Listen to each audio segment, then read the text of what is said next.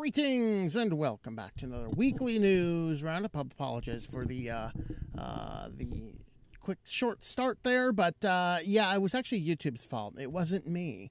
I had everything going like perfectly on time, and YouTube's like go to start, and it's like I don't know if I want to stream right now, and then it's just like I know what you're gonna say, and it just didn't like it. But anyway, we had to reset a couple things, but I think we are live everywhere now. So anyway, hope that's good. We are back broadcasting from our home base area down in central Pennsylvania, and hopefully we don't get blown away. There's some tornadoes slowly moving their way into the western part of Pennsylvania. It looks right now the projections are they're going to dissipate before they get here, but you never really know. I might start this stream in State College and end up the stream in Oz. I don't know. We'll just kind of go ahead and have a look. And I'm a little bit washed out.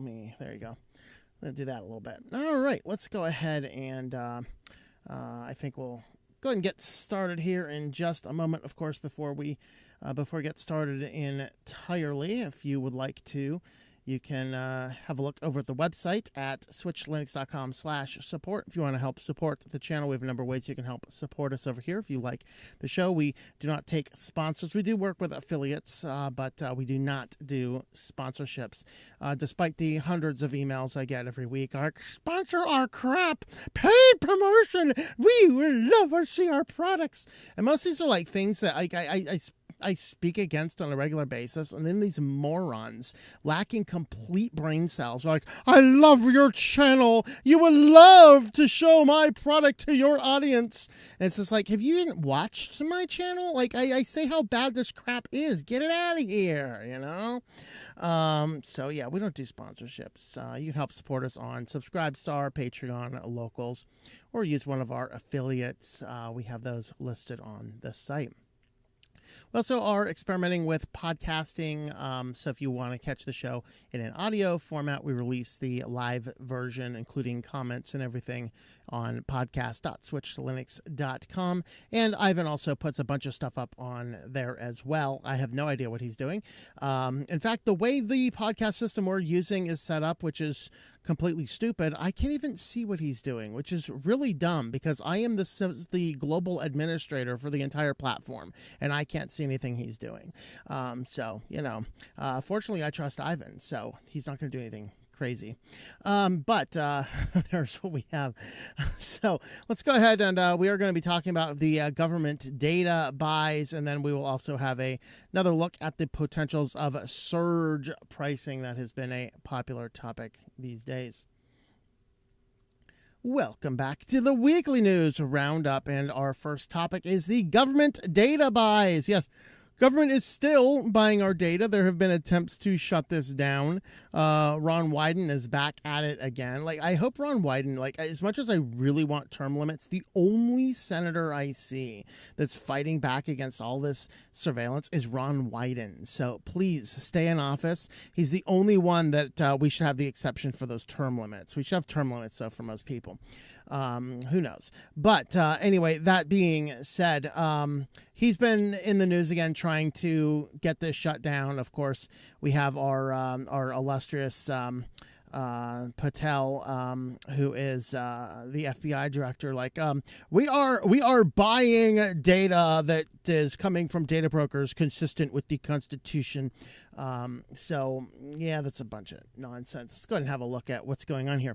Why is the FBI buying people's location data, and how is it using it? And I would like to add a third question into this that the Guardian didn't get into. Where is it? Where is that data coming from? That's a good question, because when we can get the answer to that, we might be able to do something about it. Might.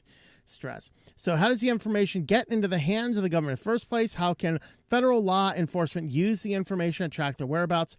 The Supreme Court has even ruled the Fourth Amendment to the U.S. Constitution, which protects against unreasonable searches and seizures, prohibits warrantless collections of individuals' location histories. However, buying such information from people who offer it for sale apparently is a workaround. This is what Wyden is trying to get rid of, is that loophole. He basically says it would be completely illegal for the government to have any information on a person that is not obtained with a warrant. So you can't buy it, You can't install the bug. You can't do all these things. I mean, you think about it, all of the things you have to do to get the wiretapping. You remember all the old shows. You got the FBI plumber van, kind of like my van, with mine that says FBI surveillance van on the side, the broadcasting Wi-Fi. I just do it just to throw off suspicion, really. I mean, the FBI wouldn't possibly do that. Of course, that one mentally ill woman in the park that I parked next to one time really thought I was with the FBI. That's a fun story for another day. But what did Kash Patel say? Wyden told Patel that his predecessor, Christopher Wray, testified in 2023 that the FBI did not at that time purchase location data derived from internet advertising, although he acknowledged that it had done so in the past. Not like we haven't gone into the marketplace today, Mr. Wyden, but I mean, we might tomorrow. We do purchase, this is what Kash Patel says, we do purchase commercially available information that is consistent with the Constitution and the laws under the Electronic Communications Privacy Act, which has led to some valuable intelligence for us. I thought the U.S. Supreme Court ruled against unreasonable searches and seizures. We didn't put a bug there. We just bought it. I mean, they agreed to the terms of service of the app that sent the data over. And that's why I want to get into how does that data get there to give you guidance on that. So they do purchase commercially available data, the same type of crap that you find everywhere else. Get rid of that stupid thing. Okay. There's the garden. We care about your privacy. Why does every website in the world say we care about your privacy right as it adds a privacy tracker, like an analytics tracker that follows you around the internet? You clearly don't care about my privacy. Stop lying to me, So anyway, I just want to say at the start, this debate, doing that without a warrant is an outrageous end run to the Fourth Amendment. It's particularly dangerous given the use of artificial intelligence to come through massive amounts of data. That was what Wyden said. And don't forget, we did cover the story a couple weeks ago where it is becoming increasingly simple to simply say to AI, hey, find out who's doing this anonymous internet post. And they'll go around to the internet and figure it out. So where does the data come from? So they do ask it. It's just not in the title. It comes from our phones. That's right. You need to stop relying on that techno tracker, that privacy invader in your pocket. It's tracking your every movements. It's listening to every conversation. It might even be spying on you. I don't know. Like I looked at I have this iPhone for this project I was working on. I was looking at the battery was like much lower than I was like, what's going on? So I pulled the thing up and the camera is using a bunch of battery. Now, mind you, I've not touched the camera since I set the phone up 3 weeks ago, but apparently the camera was using 24% of the battery. I'm like, how's that happening? Mind you, the phone actually sits in a dark corner of a desk underneath a bunch of stuff. I should actually throw it in the Faraday bag, but I actually do need to keep it available to pass some messages and things for what I'm working on. So there's that. So, the innocuous way to check your weather or plan a journey. And I got news for you guys. You do not need to turn on your location services to check your weather. Okay. First and foremost, I'll tell you that those weather apps they don't have a precise exact weather for exactly where you're at. They'll ping your location, track that location. They'll track the precise location, and then they'll go to the nearest city to you. Now, the average person listening to this is not as robust at travel as I am as a van dweller, where I legitimately might be 2 hours away from where I was yesterday. All right. But even for me, it's super simple. Like even on like any of these apps, it's super simple to go in there and say add location or change location. I can do that manually in the same amount of time it takes the GPS to query the location. But the difference is no third-party company has collected and stored that data in the process. So turn location off. I know it's like, but what if my weather changes? Your weather is not going to change as you would drive across town, which is what the average person does. Okay, it is going to be delivering the weather from the exact same place. All right, so, but if you innocuously check your weather with your GPS location on your phone turned on, you're giving that data, that location data to the government. Congratulations. What can they do with it? It's going to be anything from where you go after work or where you sleep and who do you do these things with. It's possible to track what phones are near each other, which can shed light on who you're spending time with. That's right. If you happen to be, follow a route similar to another guy who happens to be on a watch list and you both stop at the same gas station within 10 minutes of each other, other several times, they're going to start spying on you too, because that's what they like to do. So who's selling the data? Data brokers. The industry, I think, should be completely abolished. Nobody should have any digital information on me unless I have given them very explicit permission to do so with a very specific purpose and time. Okay, companies do not need us. Even your know your customer laws do not need to be storing a bunch of data. Sure, have a single gatekeeper. Okay, yep, we verified that person. That's it. Done. Okay, and then you don't need to store any data. To have a simple field, has an employee verified this, and give us a random employee number that if you need to, the bank can go and offline records and figure out who verified that. Maybe have an offline record of that thing. You know, it sits in a filing cabinet in the bank rather than, you know, on some insecure database that's, you know, already infested with like Chinese and Russian hackers. They're over there, they're like hacking each other. It's kind of like, if you ever seen that that episode of Leverage, and you have Chaos versus who was the guy, the tech guy in the team you followed, right? Hardison. Is it Hardison? I think it's Hardison and versus Chaos are fighting each other over the security cameras, and I got the lasers and the security cameras. You know, you get all this kind of stuff going. All those Russians and Chinese guy are in the database anyway, stealing all the data. You don't want to give it to either one of them. You know, get them out of there. Get them out of there. You know.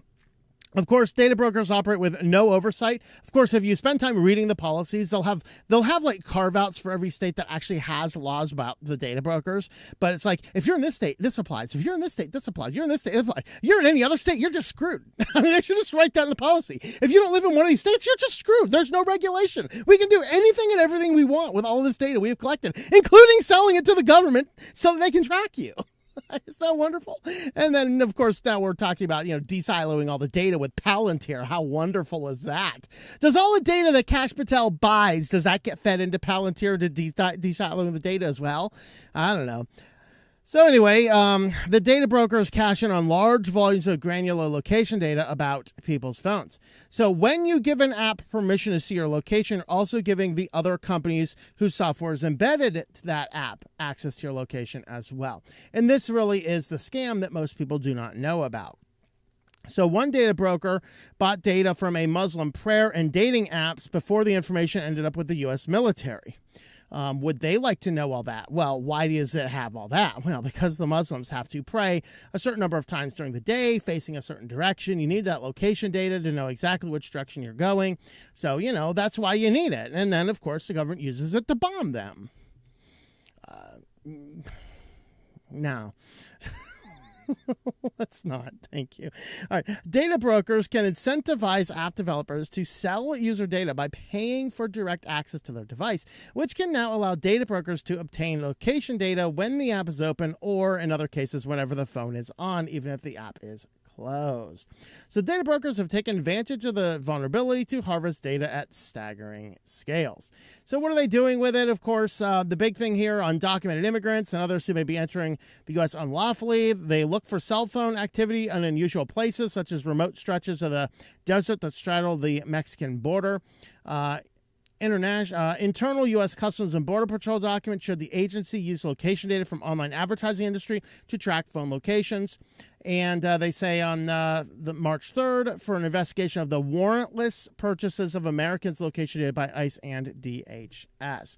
So let's be clear. I want all of the illegal immigrants to be deported. I do not want the government to be tracking everybody's phones looking for them. I think that those crazy sanctuary cities that are allowing people to completely tear them apart from the seams, when they find somebody, they should be forced to look into, are you here illegally? And if not, they should hand them over to to ICE. That's what should be done. And I got news. If you've been closed to the border to begin with for the last 5 years, and then you actually handed the criminals over as you're catching them committing crimes so they can be properly deported because they're not here lawfully, guess what? We would not have a situation that we need to hire all of these ICE agents to look for everybody.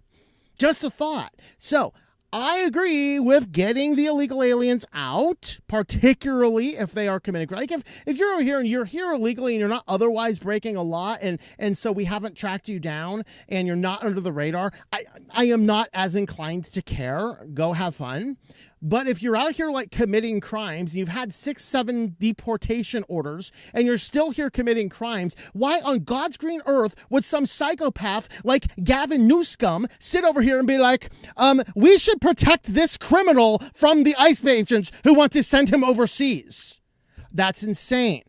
But because that is happening, now we've enabled a situation where the government now feels justified to buy all this data, and it needs to stop. I do not want them buying this data, period.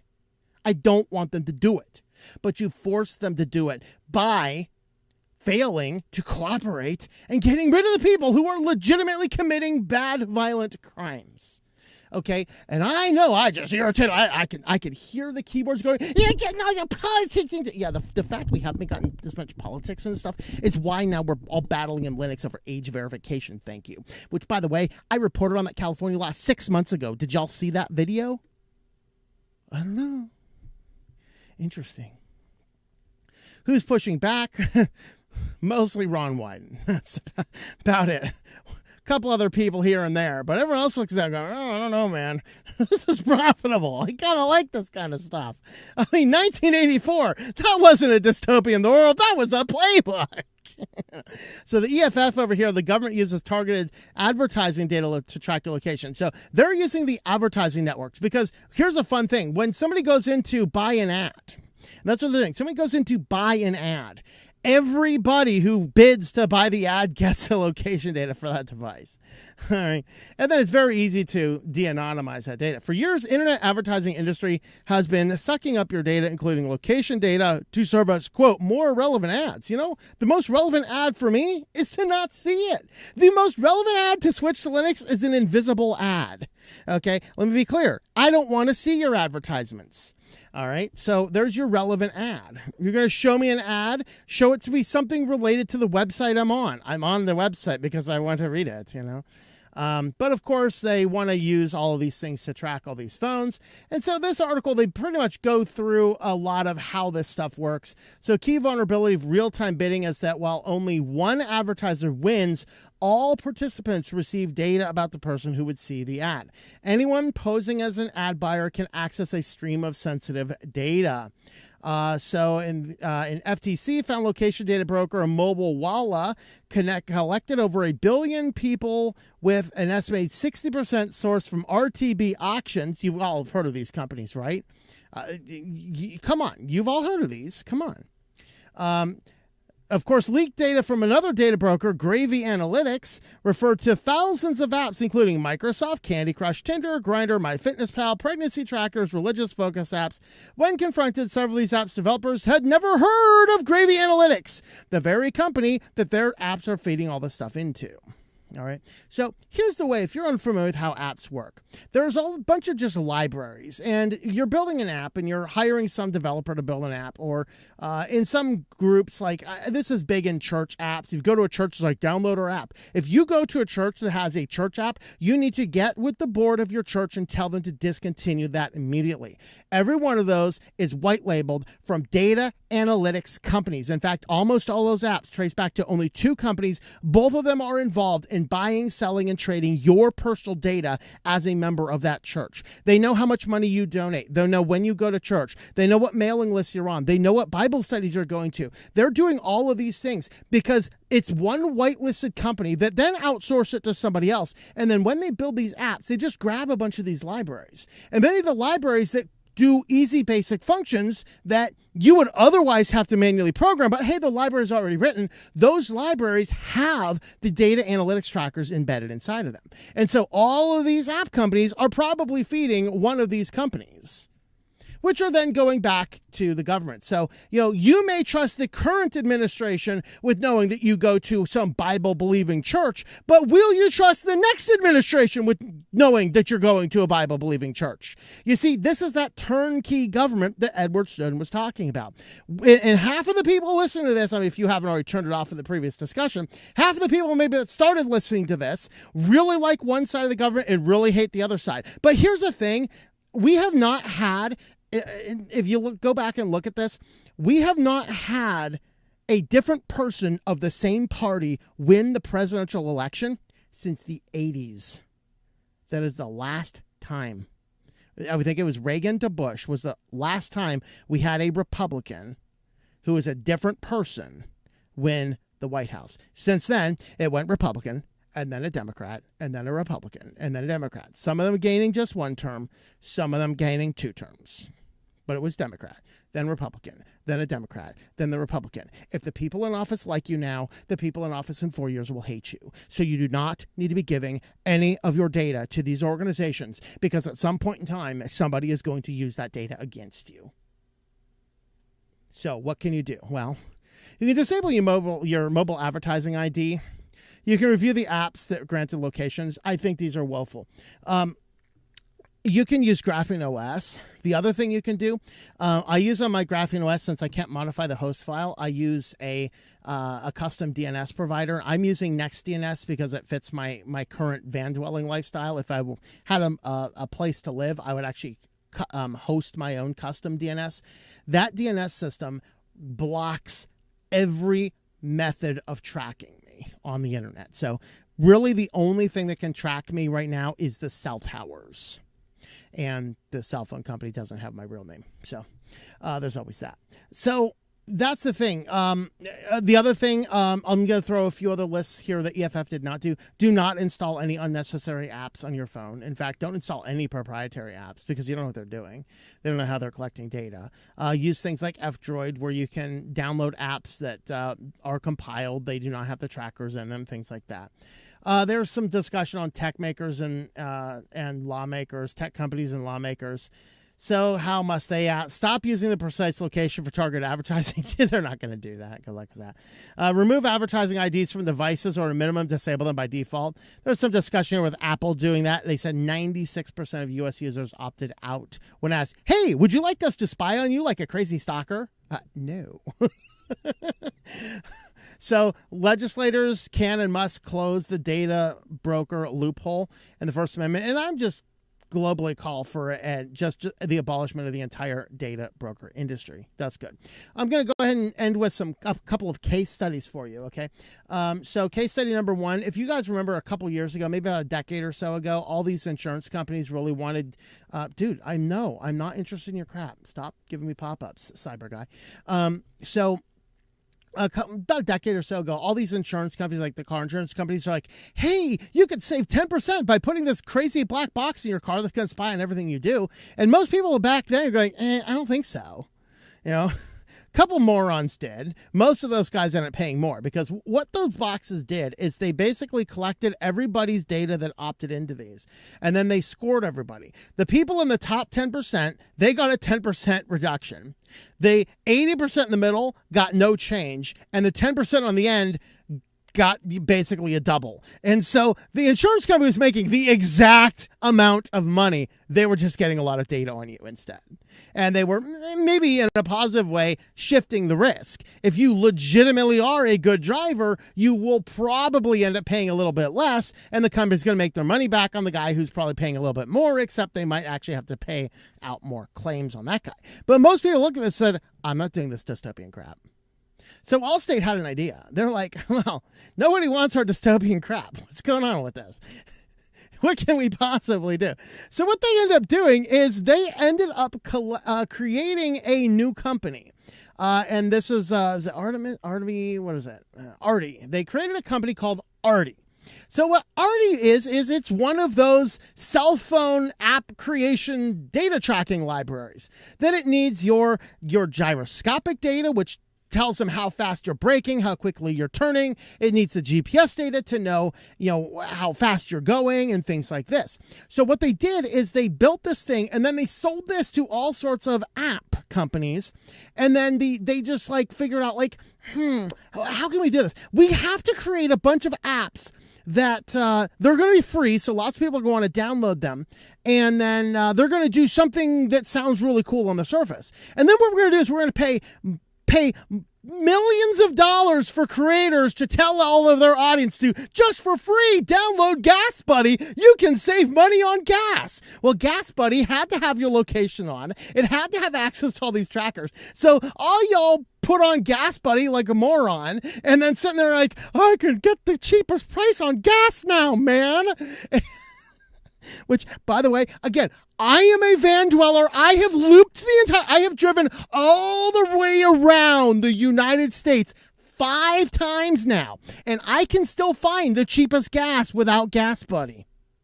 I don't know if you were aware of this. Like, you can go into Google Maps without an account. So this is not an account, not on anything that can track me. Go into Google Maps and type in gas station. It will give you a list of the gas stations and their prices.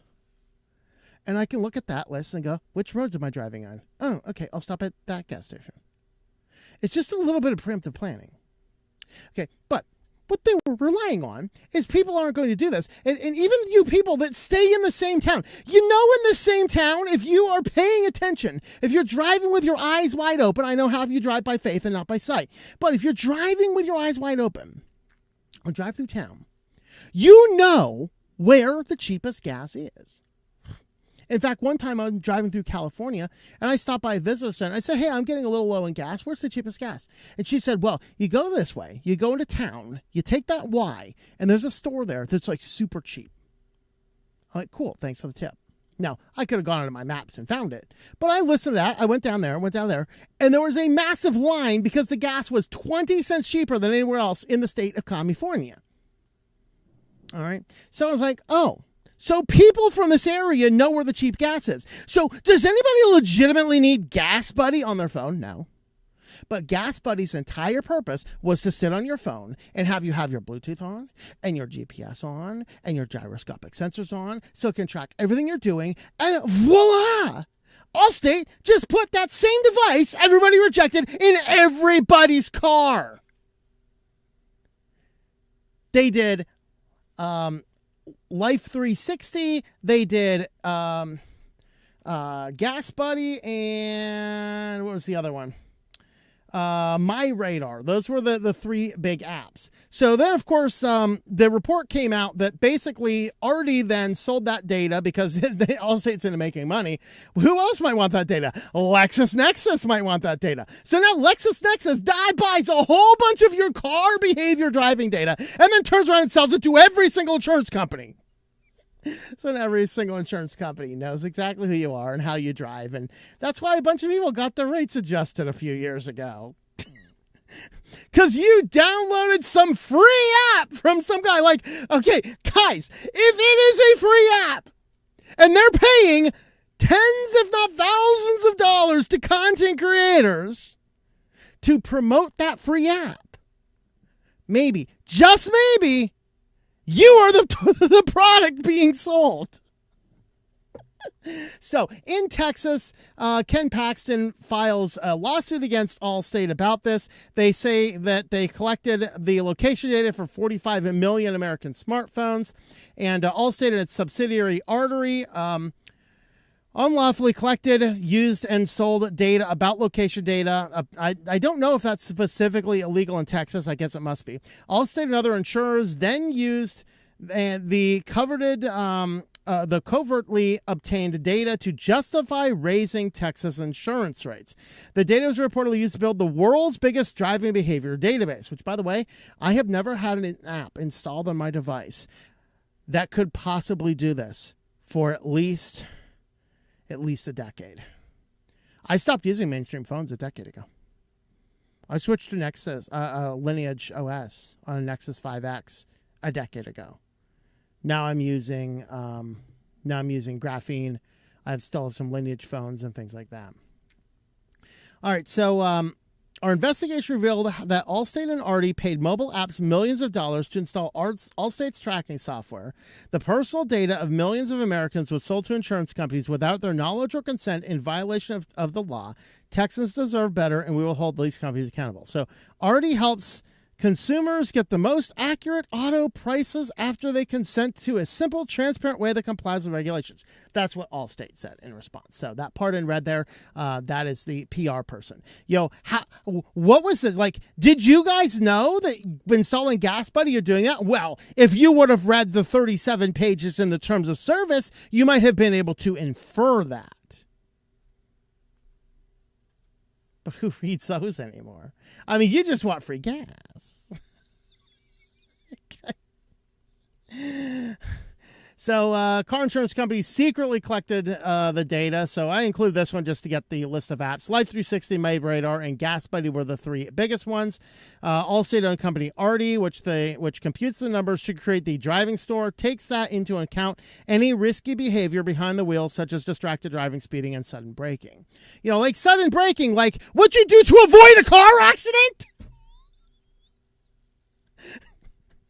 Okay, Allstate, would you rather I suddenly brake and avoid a car accident because a deer ran out in the road, or assume a sudden braking mean I wasn't paying attention?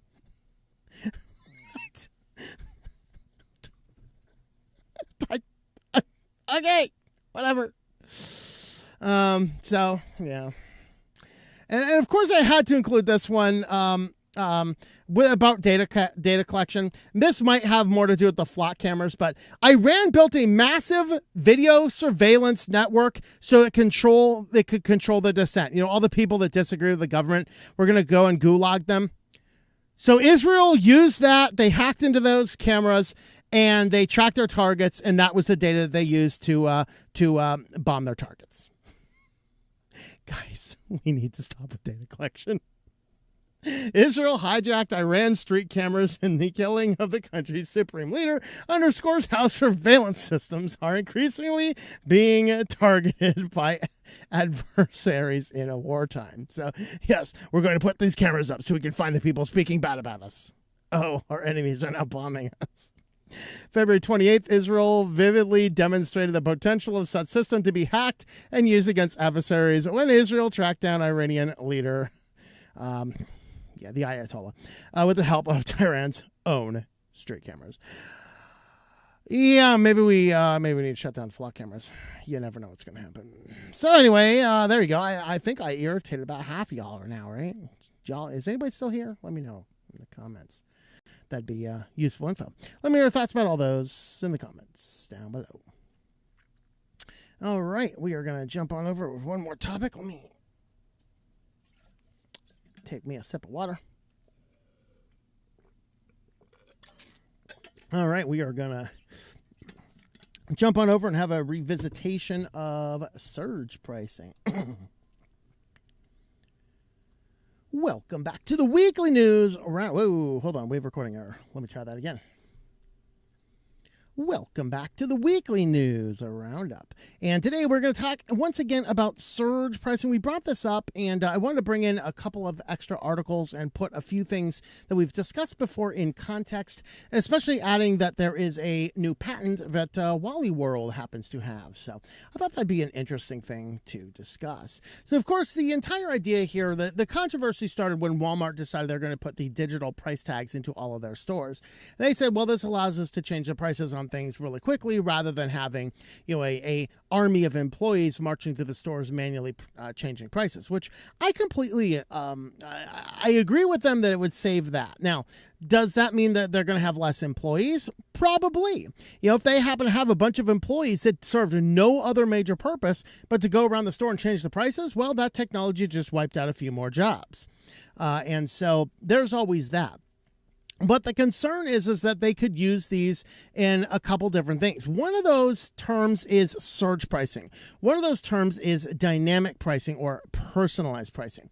And so the difference here, let me go ahead and get our definitions out of the way. So surge pricing would mean it's a really hot day, so we're going to instantaneously push a button, and across the store, everything that's cold, like pre-chilled drinks, ice cream, anything like that, immediately goes up, let's say 10%. So I can make a bunch more money if it's super hot outside. If I look out the weather, it's like, oh man, there's something coming. You might raise the price on disaster stuff, even though that is actually illegal in most cases. But to say some stores don't really do that. So that's kind of surge pricing, where something happens that would cause certain products to want to move more, and the store can unilaterally raise the prices really quickly. And they allege we're not doing that, but they have now the technology to do that. Now, the second is called dynamic pricing or personalized pricing. This is where you are tracking people around, and based on what you know about the person, with all of the data tracking, based on all of that information that you know, you offer them a price that is specific, personalized to them, or dynamic to all of the other price offerings. So there was the case that we covered this a while back where, was it ProPublica? I forget exactly who it was that did the report. I don't think it was ProPublica. It was somebody else. But they did a report, and they basically brought in a bunch of people in one city who all used Instacart, and they had them all buy the exact same things from the exact same store. And then they compared all of the prices, and it turned out that a number of them paid up to 20% more for many of the same products. And so the question is, was this randomly? And when asked, the Instacart said, well, this was random price changes to do models on what people would buy. But there's a concern that some of these price changes could have been based on profiling, knowing what people tend to buy and stuff like that. And that's really the question we have, is what is going on? So let's go ahead and chat about this. First, we want to go on over to New York City. Lord knows why we would want to go there. But anyway, you want to go over to New York City. And before we get mugged, we're going to talk about the limits on biometric tracking. So in New York City, they want to limit biometric tracking. This is why Wegmans not too long ago came out and admitted that they are using facial recognition on people to target high-profile shoplifters. So Wegmans actually came out and said that it was probably because law compelled them to. So the question is, are Wegmans around the country doing that and only announcing it in places that they are forced to? That's a question we have. But New York City lawmakers are pushing to ban private businesses from using any biometric tools like voice and facial recognition software to track the public. While the desire to use surveillance technology in stores to fight shoplifting is understandable, lawmakers and privacy advocates are worried that data could be repurposed to profile specific customers. Okay, so this is another one of these cases. Once again, we have a very left-leaning, very blue city that wants to say, hey, there's a big problem with shoplifting. The stores have to do something. I agree with that, because calling the police is not often the option. In fact, simple retail theft is so marginalized now. Most stores, the reason we're seeing a lot of decline in the reporting of it is most stores know the police won't do anything. But still, the first year after they basically decriminalized a lot of crimes, which happened in, I think it was January 1, 2021, New York City basically put in a no bail policy. Effectively, unless you were actually caught in the act, like the body is still warm and the knife is still dripping, they will put you in jail. Other major, we're talking major crimes. Even if you were caught stealing a car, they would not take you to jail. They would basically arrest you, detain you, give you a court summons, and let you on your merry way. That became policy in New York City. I think it was January 1, 2021. You can look that up. Don't be like, oh, there's this right-wing guy going off again. No, look it up. Look it up. It's a matter of fact, okay? I think it was 2021. It could have been 2022, but I'm pretty sure it was 2021. The year after that, and I think it was 2021, because in 2022, we got the crime reports. In 2022, there were over 6,000 arrests for simple shoplifting in New York City. You say, wow, which is kind of remarkable, being is that they're not taking anybody to jail. They're not taking these people to jail. They're showing up, they're putting them in handcuffs, they're identifying them, they're issuing them a court summons, and they're sending them along their way. No more short trips out to the county lockup, awaiting an arraignment in the morning with the judge. And this is seen as compassionate. Well, here's the truth behind those numbers. Of those 6,600 or so arrests, only 427 unique individuals were actually arrested. So think of the manpower it takes to arrest and detain and have court for all of these cases. Whereas it would have been better handled to lock those people up and then give them some time for their theft. I get, okay, you stole $100 worth of stuff from the store. Okay, $100 worth of stuff, we're going to send you to jail for 6 months. Do I need to quote like the debate in The Dark Knight? Think of what you could do with 18 months of clean streets, But that's the thing. So they have so decriminalized crime in New York City, the stores now have to respond with facial recognition to track the people that they know to be shoplifters because they're not hauling them away. It's like, oh, that shoplifter's back. He's probably going to steal another thing for the 777th time this year. So I understand why the stores are doing that. Because the crazy radical policies in the cities where they are at are compelling them to do this dystopian stuff because you got to do something. Now, if the criminals were actually in jail, they wouldn't be in there. Wegmans may not be looking for a solution to their crime problem. Just a thought. So, now New York is, now that Wegmans is like, hey, we're using facial recognition to find them, New York City's like, no, you can't do that either. Now, I don't want Wegmans to use facial recognition, so I have to kind of support this bill, but I want to caveat to say I think we should lock the criminals up for a while too, So they're basically want a gathering so let me restart this. This section here, why gathering it is considered bad. So we talked about what it's doing. Why is it bad? The worst reason here is it is unique and hard to erase identifiers. Once these things get leaked out, you can't delete it. This is why with all these data leaks, I'm so irritated when they're like, don't worry, no financial data was taken. Dude, I don't care. If the financial data is taken, the first time I see that credit card's invalid, I call the company, they reverse the charge, cancel the card, and send me a new one. You can't exactly do that with my face, my fingerprints, my social security number. Even my phone number and my email are excessively annoying to change. So they want to collect this data, and the problem is that it now can be replicated across multiple databases, and you just can't get rid of it. There's obviously the accuracy and bias concerns. There's the lack of meaningful consent. Just having a sign up there. And one of the biggest problems that they mentioned down here is people can submit their biometrics or forego basic services. Okay, it's one thing if I have to submit my biometrics into your nightclub. It's another thing if I have to submit my biometrics to buy the basic food I need to eat. So I keep an eye out for flock cameras, right? And I went the other day and I was driving into an Aldi's. So this Aldi's was in a parking lot kind of shared with a Lowe's. Well, every Lowe's store right now, I haven't looked into this in detail, but every single Lowe's I've been in around the country has flock cameras up now. They must have started a partnership probably about 6 months to a year ago, because about 6 months to a year ago, I started noticing flock cameras in every single Lowe's parking lot across the country. Well, I go in and I'm like, oh, there's a flock camera there. I'm like, I need groceries. Okay, so I go over here and, I go to my Aldi's and things. Well, I look at the camera more on my way out, and I notice it's kind of angled into the parking lot more into Lowe's. It looks as though it's angled in such a way that if you're just coming in and going to Aldi's, you're not going to get flocked up. But if you go into Lowe's, you're going to get flocked up. So that's an interesting thing to look at. Like, if I knew that was there in advance, and I had knowledge going into the city and say, oh, there's a flock camera right there monitoring when I go to this grocery store, I would shop somewhere else. And that's one of the things that they mentioned somewhere. I think it was this article saying, one of their solutions, hey, if you know they're doing this kind of stuff, go to alternatives that are not. And that might be better. So what is surveillance pricing?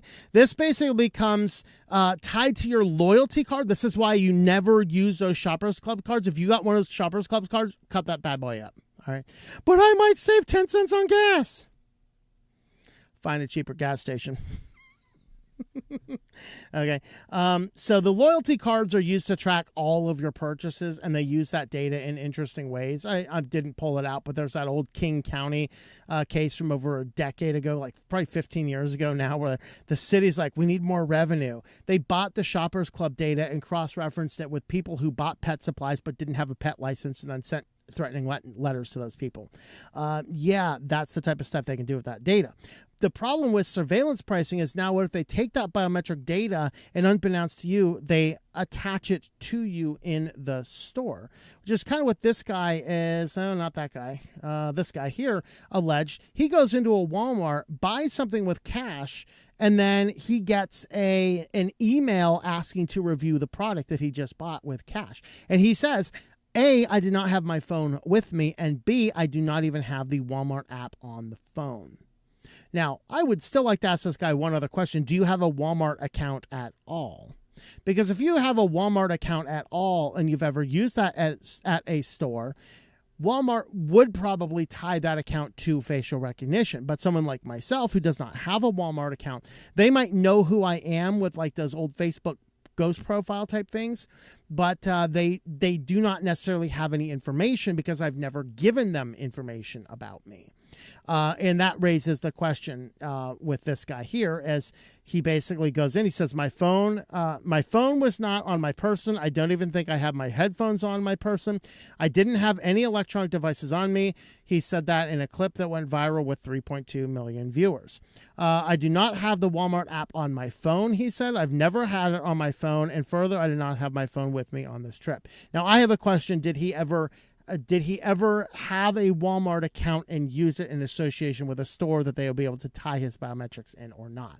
That's kind of the question I have. So this guy here, basically there's some discussion about that point, and that's the problem, is that if these loyalty cards get tied to your facial recognition, that is a fundamental problem. And the surveillance pricing allows them to target you to say, hey, this is a person that always buys this stuff. Like this guy here is addicted to coffee. When we see him come in, let's jack up the price of coffee because he's likely to buy coffee and he's likely to not care what the price is.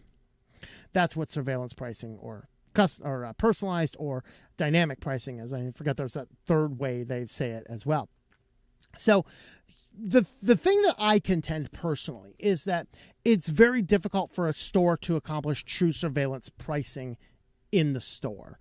I don't think they have the moving stuff for this. If they did, you'd have a problem. What if a high economic demographic person goes through the store at the same time a poor person, and they both tend to buy coffee? What's the price tag has to show something. What's it going to show? And what if I'm paying attention to those and I'm grabbing the coffee when it says $6.99 and I'm a vigilant shopper like I am, and I take it up and it says $8.99? That's going to cause a problem. And so I don't think they have the necessary technological means to fully accomplish surveillance pricing now in the typical way we do grocery stores. But that is changing. I'm going to get into that as our last story here.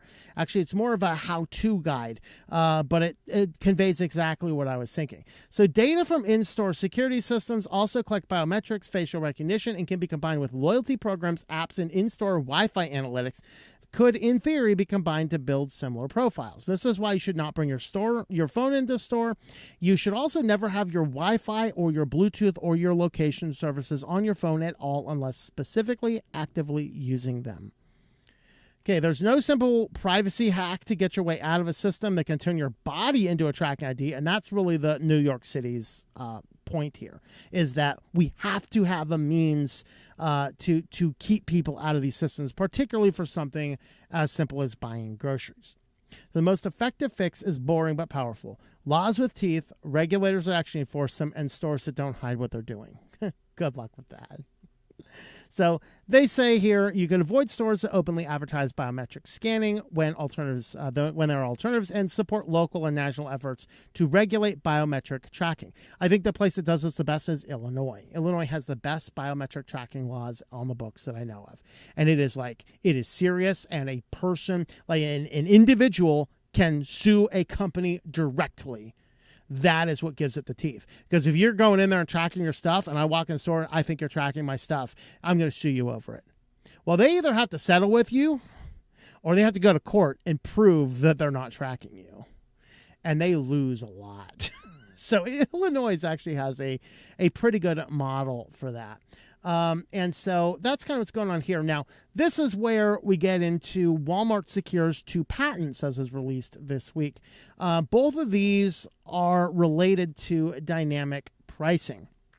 So, of course, as we mentioned, they unveiled these digital price tags throughout the store. And on their surface, I don't mind the digital price tags all that much. Maybe we need to have laws about how, like, when or how frequently you could change those. So, like, maybe a balancing law that says, hey, you may not change the prices on those tags during business hours of the stores.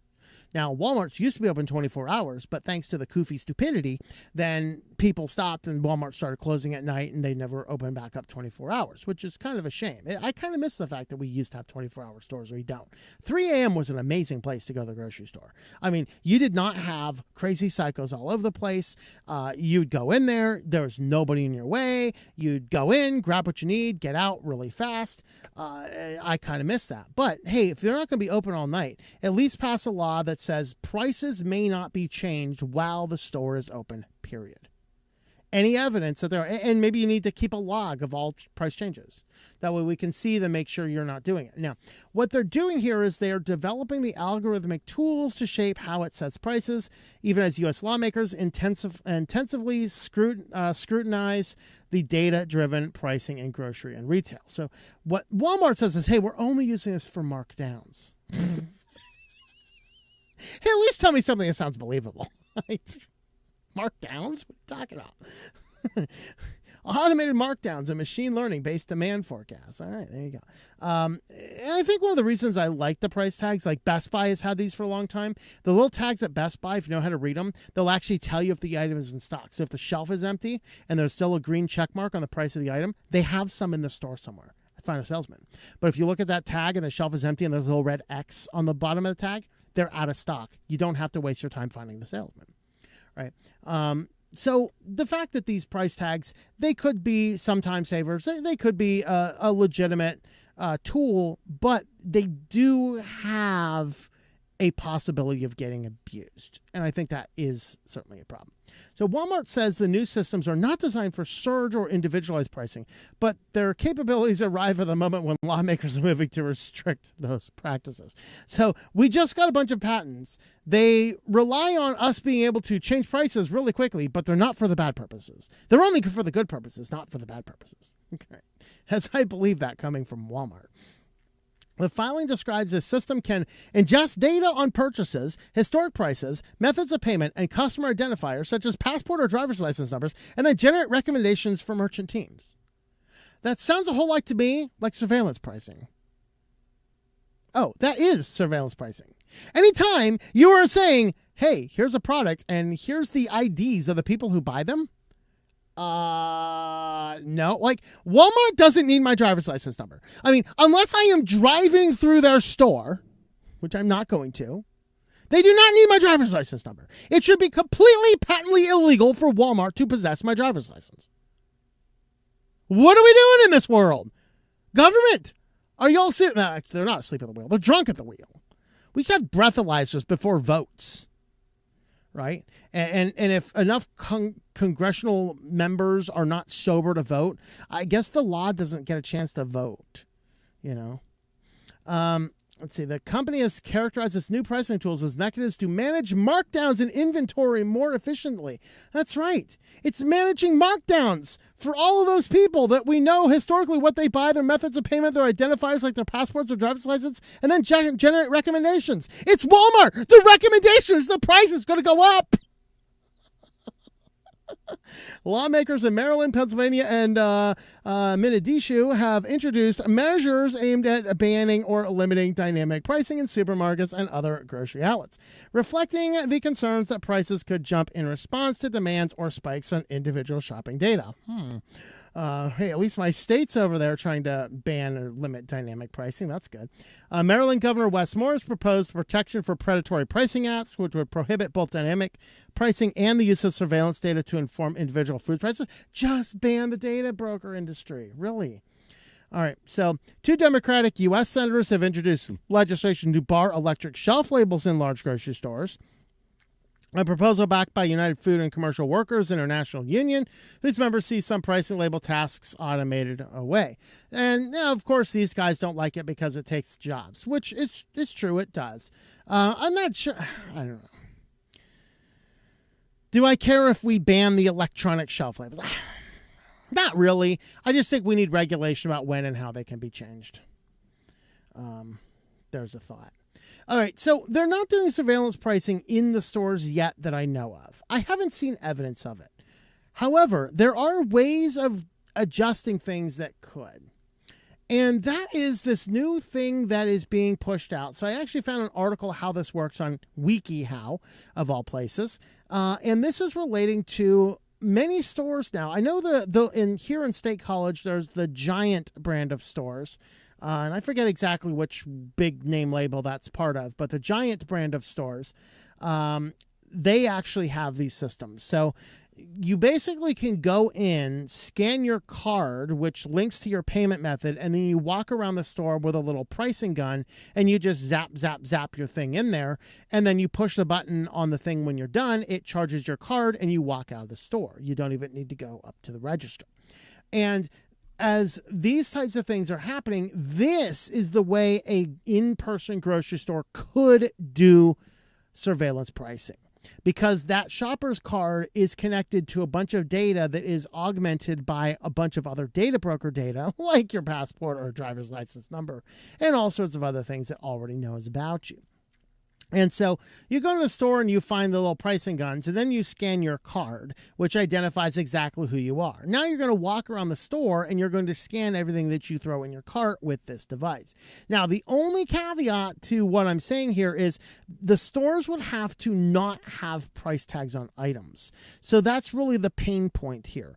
Or these digital price tags could sense you coming. If they sense only a single person is coming, they could maybe change the price before you get there. That is a possibility, but I find it really hard. But the reason I think you could accomplish surveillance pricing with this method is because this thing is keeping a live tally of what you scan exactly when you scan it.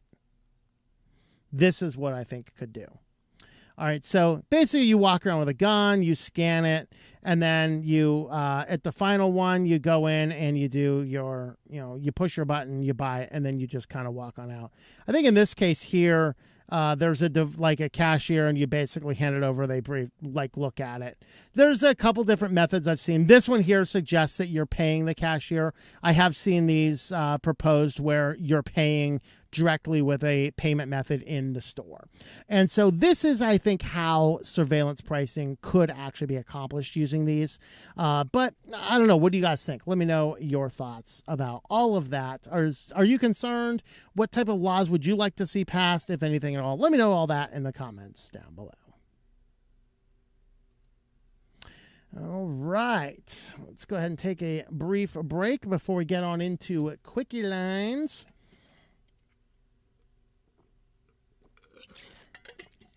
Show's going long today. But when we get into there, we're going to have a light weekend. I'm not going to do any extra videos probably until Monday. Hopefully, I don't even know if I'll get a video up Monday. If I do, maybe it might be like Monday afternoon. We have a really busy weekend coming up, and it all starts tomorrow. So, all right, that'll be kind of difficult there. So just be aware of that. We're not going to get many more videos other than these edited news out. All right, so let's go ahead and jump in over on Matrix. Oh boy, we got some clips of my thumbnails from earlier this week. Greetings, random guy. Yes, this is the right room for the stream, random guy. Awesome.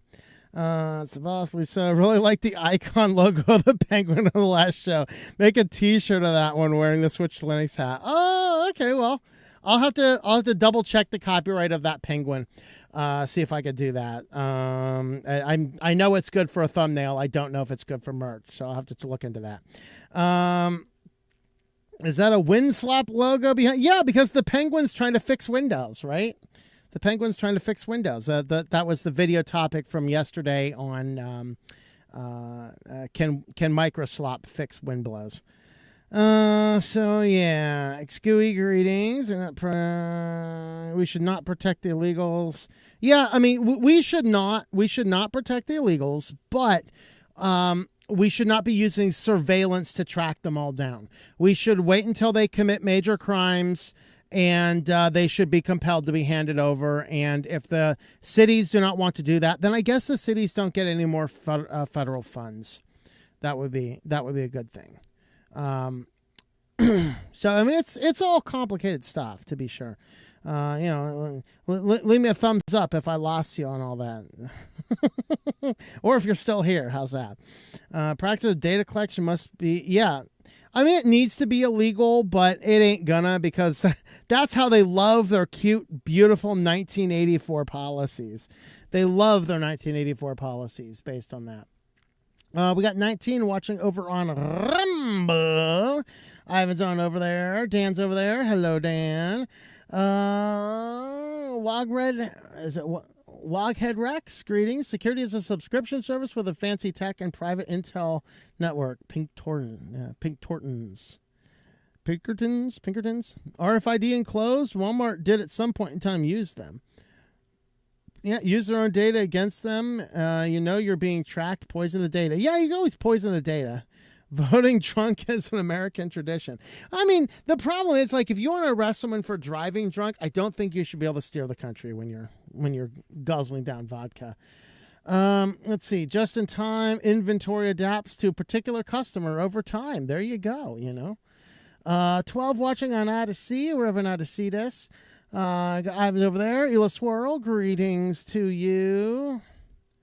Chat, you jumped in. You see, did you need an app to set up Starlink? Next one.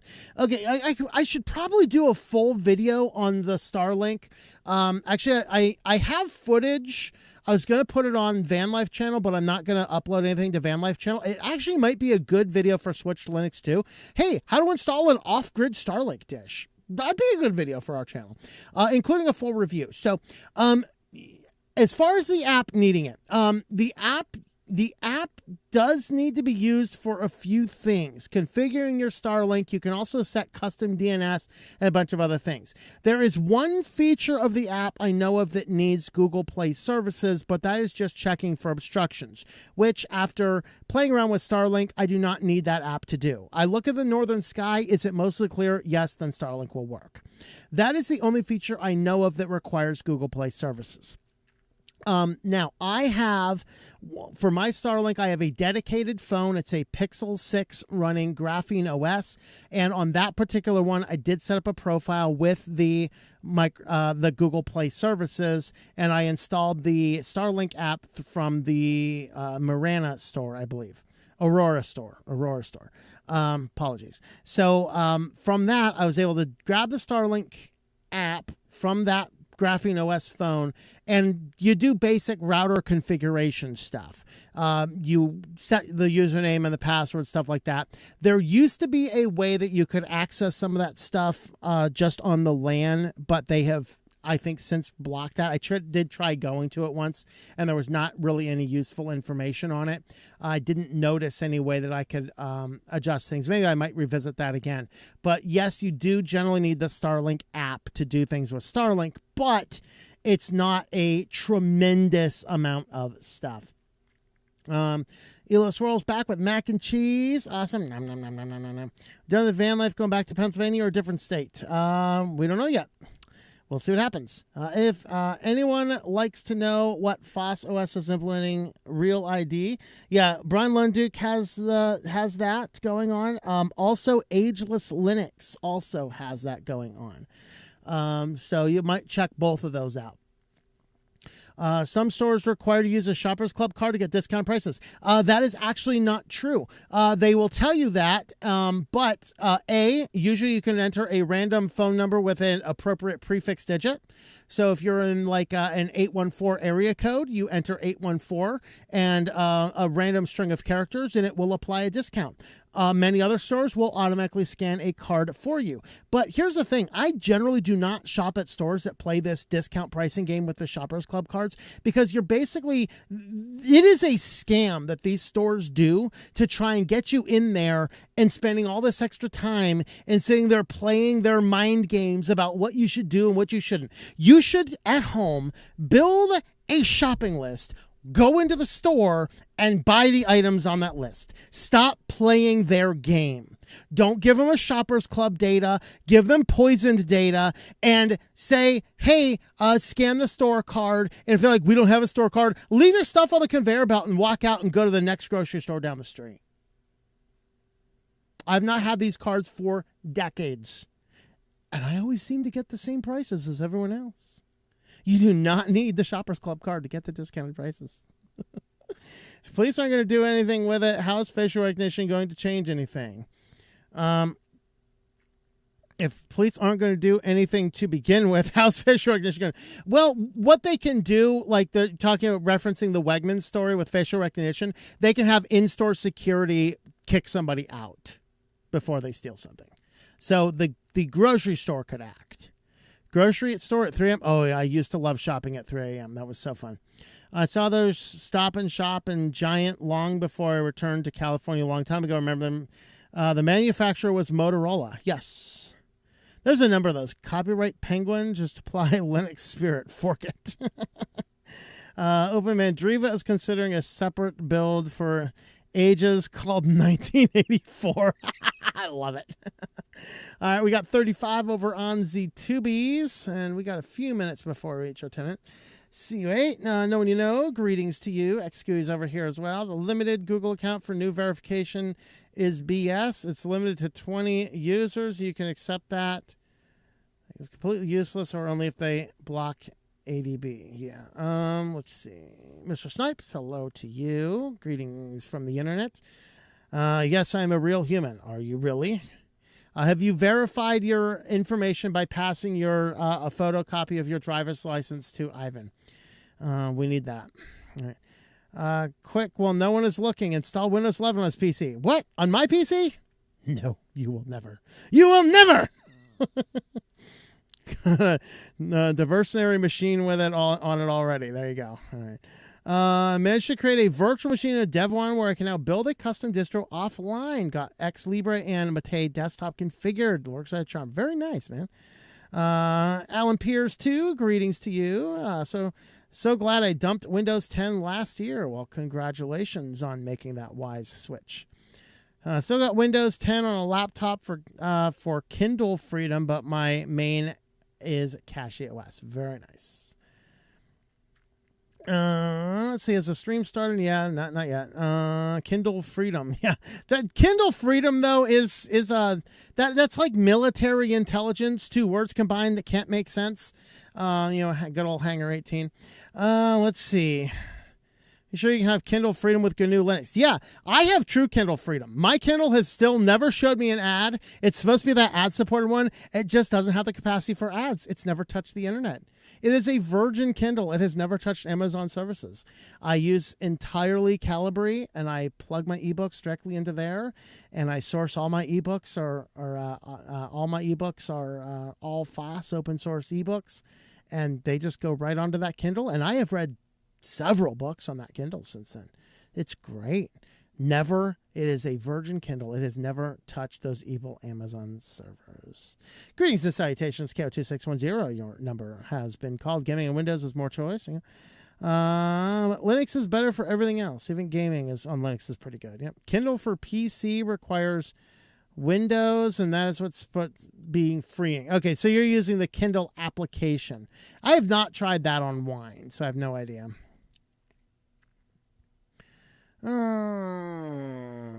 Okay, FreeBSD is no evil. What's wrong with FreeBSD? Let's see. Oh, their logo's a devil. Does that count? Think about Mint Mobile's Minter Internet. I have not actually looked into it, but I don't know. It might be good. I will design my own operating system when I have enough time. Linux will help in speeding up with driver information stuff. There you go. Base, sadly, I'm not sure in Canada. I have no equivalent. No fight for our privacy. Yeah. Like how memory costs you like $2,000 now. Oh, I know it. And also you can watch a kitten beating up a robot video. That's right. Yeah, Kate finally passed on Saturday, was 13 years old. Oh, I'm sorry, Silver Adventures. That's sad. Yeah, I don't have much longer with good old Grandma TJ there. I'm pretty sure she's blind and deaf. She can't hear the kitty treats anymore. And she does bump into things and jump into walls occasionally. It is kind of funny. We've installed a custom ROM. Let's see. About the atheist people like me who are not woke. And what about the Jews and Muslims in Canada, etc.? Oh, yeah, I have no idea what you guys are talking about. Okay, let's see. Why are you talking to me about a coconut? Come on, it's horses. You're talking about making it. If you were to remove the Bible from the code, it would not run. Reminded me if you're trying to remove the coconut PNG from TF2. Okay.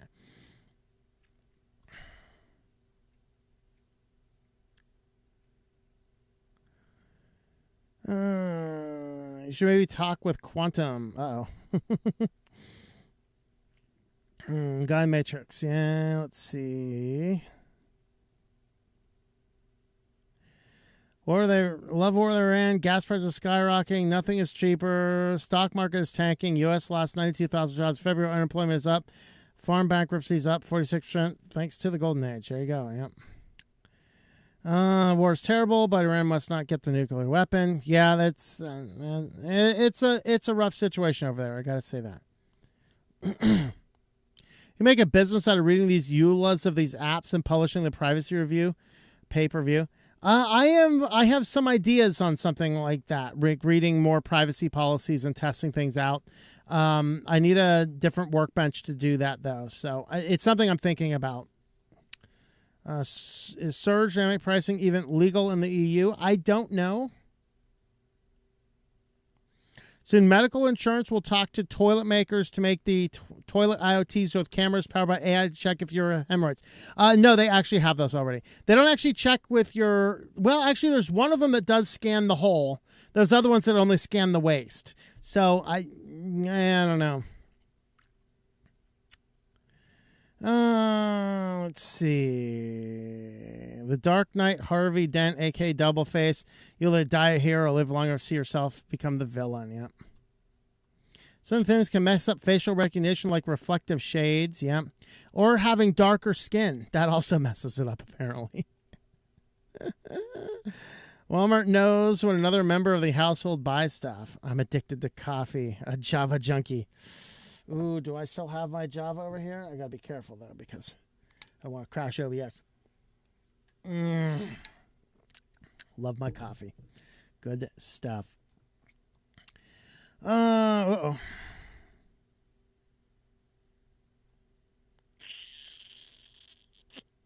Now, pricing likely effective via online shopping. Yeah, like Delta was actually confirmed to do it almost a decade ago.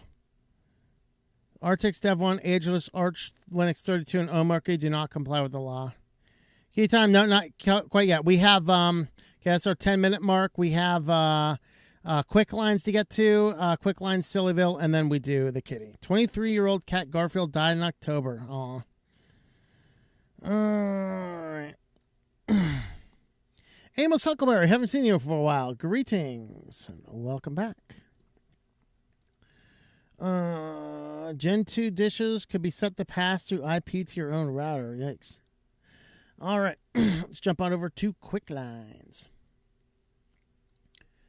Welcome back to the QuickLines edition of the weekly news roundup. And we got a couple of updates. In fact, one update, I saw a video that I did not get a chance to read the articles yet. But hey, I got the first half of it.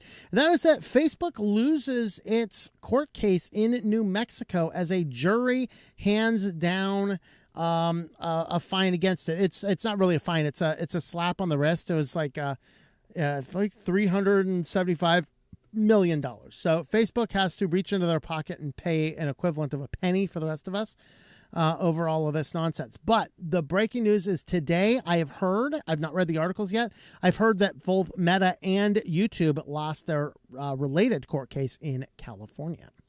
And so now 2 states, 2 separate jury trials confirm that they're both basically the ones doing it. Now, this is a bad situation all around, but there's some interesting things I want to cover and some comments here that TechCrunch has from the case.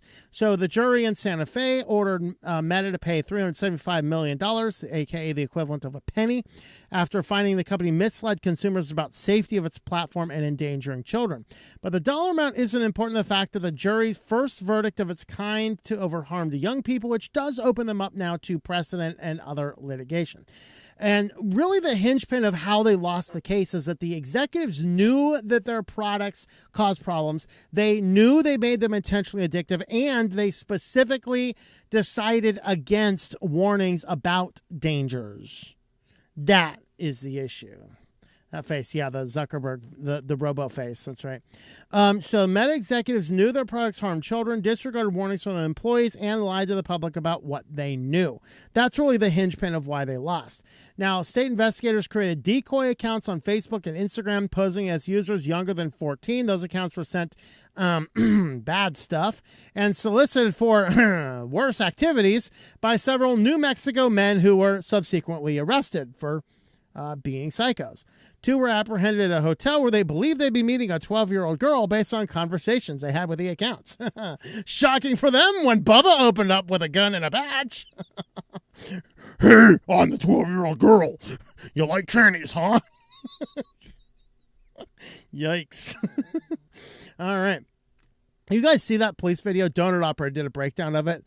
It was a pedophile that they were going after, and he tried to get violent on them, and like 4 guys all emptied their clips into the guy. The guy was actually smoking at the end of it. It was an excellent clip.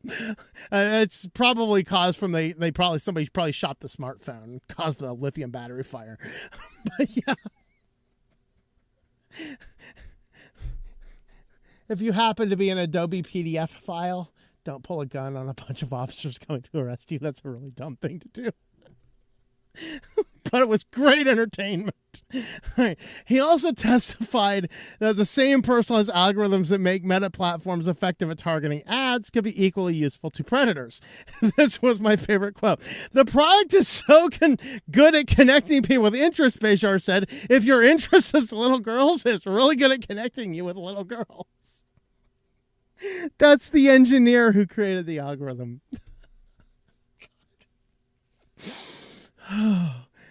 Super chats might be available. I don't think this video is going to be monetized.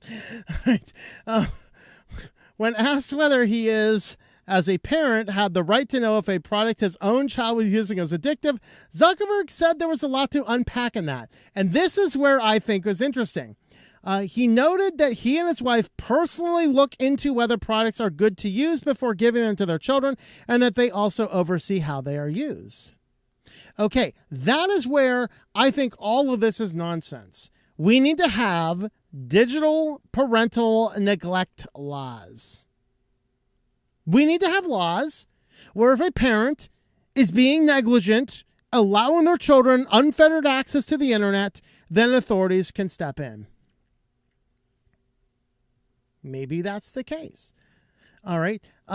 Even Zuckerberg makes my point. Yeah, we oversee how they're being used. Now, also note, Zuckerberg will not let his children on his company's products. Steve Jobs and Bill Gates did not let their children go to school where they had computers. Sam Altman said he would not let his children talk to ChatGPT. Maybe, just maybe, we should do as these people do and stop using their products. All right. And that really is the hinge pin. So who sucks in this situation? Well, everybody.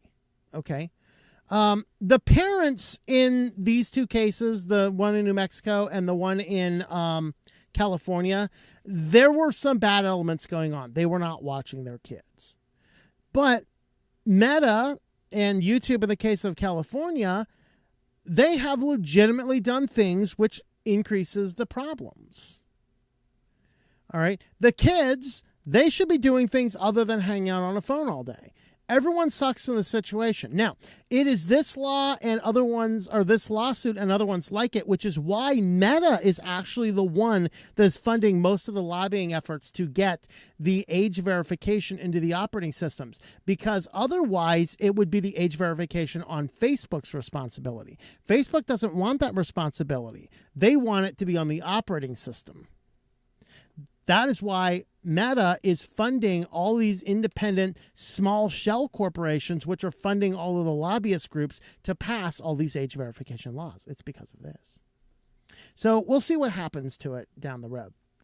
Moving into newer news, if you happen to have a Vizio TV, of course, so Walmart bought Vizio in December of 2024, so just over a year ago, and they are now, to better serve advertisers and to give you a more relevant, personalized user experience, you will now have to use a Walmart account to sign into your Vizio Smart TV in order to use the smart features. We are going to be talking about Hisense later on. That's in SillyVille. But think about that. You go out, you buy a TV, you have to connect it to a Walmart account. Okay.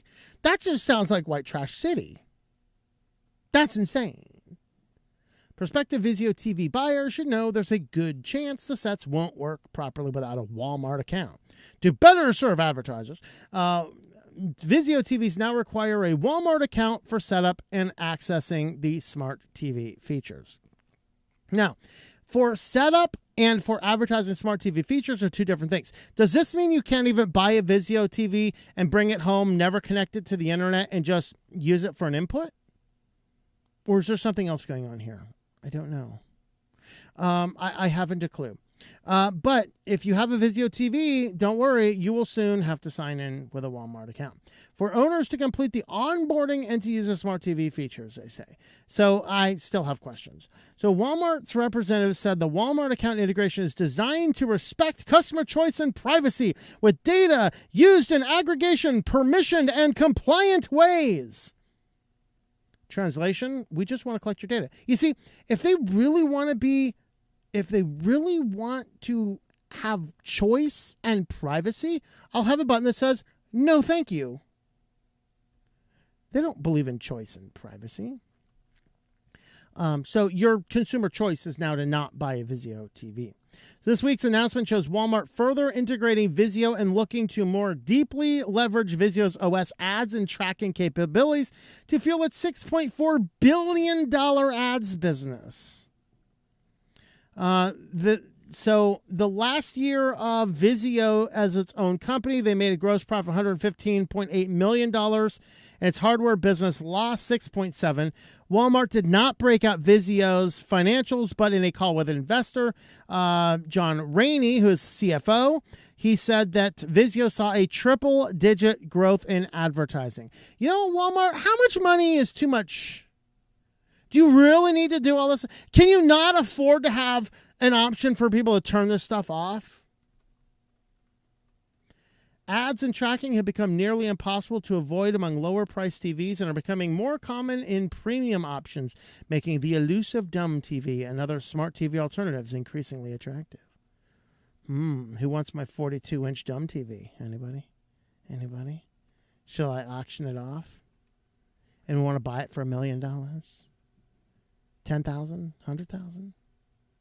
I have a dumb TV, perfectly working dumb TV, sitting in a storage unit, idle in a storage unit, not even being used. Let me know. Actually, I'm not selling it. No. Anyway, so tax season is upon us. Of course, we actually only have a few more weeks of tax season, and your tax forms will sell for $20 on the dark web. Criminals have actually breached into several of these accounting companies, and they are doing everything that they possibly can be doing to find information, breach information, and grab up information. So let's see. The tax season also peak season for identity theft. Criminals use stolen personal data to file fake tax returns and claim refunds before the real taxpayer does. This is an argument for filing your taxes super early. Like, be as early as possible.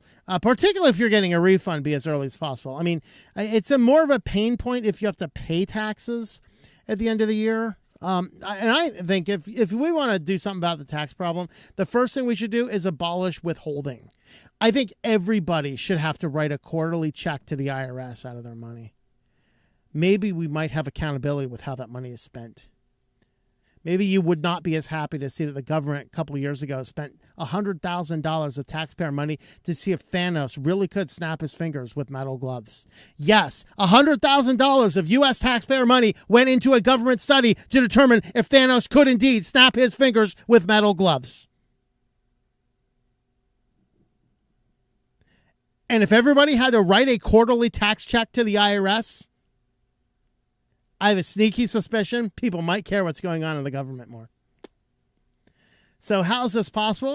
Mostly because of the dark websites, the hacking into things, and the fact that a lot of the companies and the people running these services, I do not know much about security. People are expecting messages about taxes, refunds, and filings, which makes phishing emails and fake IRS alerts much easier to believe. At the same time, the personal data needed to commit tax fraud is shockingly cheap on the dark web. I guess another fun thing to do is have a dedicated accountant, even though it may cost more money to do, even if your taxes are really simple, because then you know absolutely every communication about taxes is going to be coming from one person, and you know who that person is. Other things, of course, don't share any information with a random person that calls you on the phone, or don't click on any links in any email about your taxes and things like that. But here's actually a bunch of services. These are fraud as a service. That's right. You've heard of software as a service. Have you heard of fraud as a service? Phishing as a service? This guy here, I'm looking for partners to develop tax refund forms. Here we go. Here's I sell the date to CPAs, deal with taxes, lots of other legal entities. Volume here is 1 terabyte, doing a whole bunch of stuff. It's tax refund USA. There you go. So there's a bunch of different things over here. Of course, all this form information is for sale. These numbers here, $4 per identity from 2024 tax season. So there you go. You got to be careful with this stuff, folks. It's upon us. It's upon us indeed. All right, so this is a fun new update to the scamming compounds. So these scamming compounds are hiring AI models to seal the deal and date fake video calls. So you get somebody hooked, you're texting with them back and forth. You know, you think you're talking to some hot chick from across the country, across the world. Like, whoa, man, this is great. Now you want to have a voice call so you can kind of confirm. And, the last thing these scammers want to do is start in with the voice call and have some fat Indian dude on the other side. Hello, I am really the one who has been talking to you, No. They are actually putting out advertisements up to $7,000 a week for people to come in and be the models for these videos. So they're basically coming in, doing the live videos, and they're just using AI deepfakes to live transition that to some other characteristic that they're looking for in that person. Now, a lot of the reason this is happening is a lot of the people, it turns out, that are doing these scams are actually they're actually captives of the scammers themselves. They're victims of trafficking, forced to work long hours under threats of violence. So chat operators may not have the ability to charm victims on video, especially when they're the victims themselves, being made to work long shifts and are physically beaten. So when a victim asks for a video call, the scam bosses call in a specialist AI model with strong interpersonal skills to charm the victim. AI deepfake software adjusts the look to match the fictionalized person that the victim is hoping to see. So the recruitment ads for these models are bringing people in. So it's $7,000 a month. I thought it was a week. $7,000 a month for the service of doing video calls that can be done. So by saying AI models, it's not they're bringing in AI, they're bringing in people to do the calls, which is then augmented with AI to make a deep fake to adjust the appearance. So there you go. The scammers are up to it, of course. So there's always that. We have a couple data breaches here. Navia, this is a company that manages employee benefit packages. So if you are at a company that is outsourcing, guys, we need to stop outsourcing. We need to abolish all outsourcing. If your company cannot put together your employee benefits package competently, maybe your company needs to not offer benefits. Hey, maybe bring people in-house, because this whole hiring out the third parties of every little function of your business, can any company do anything anymore? I mean, really. So Navia here deals with your medical benefits, maybe even your payment benefits, things like this. Well, they had a data breach of 2.7 million people. So Navia Solutions, US-based company, provides employee benefit administration services to employers and their staff. Thousands of employers across the U.S. offering tools and platforms to help employees manage healthcare and financial benefits more easily.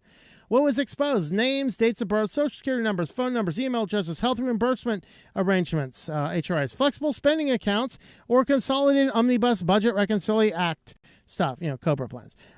Additionally, potentially impacted data points are limited to items such as termination date and election date. No claims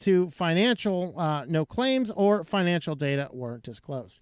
So there you go. Big old data breach among people giving you all of your benefits. Wonderful. And if that wasn't enough, this is really hilarious. This is almost SillyVille material. But all those, leave us an anonymous tip? Yeah, the data for the anonymous tip line was breached. Footnote, it ain't anonymous. Yep. So pretty much all of these are, once again, outsourced. We need to stop outsourcing data. Anytime the company cannot manage it. Never mind. Okay, we're not going to say that again. So P3 Global Intel exposed millions of anonymous crime and school safety tips, raising new concerns about privacy and trust. What was meant to stay hidden may no longer be. So a massive sense of data tied to anonymous crime and student safety data tips was recently exposed, raising new concerns about how systems can truly protect people. So the material alleged information includes tip reports, user account details, and internal support requests. The data spans from 1987. At some point in time, people clean your database. If this graying dude was a child when your data's on the internet, I don't think the data needs to be on your internet. What are you searching for, Amelia Earhart? 1987 to November of 2025. What was leaked? Well, anybody who is accused of something, student's full name appears throughout the leaked report. That's right.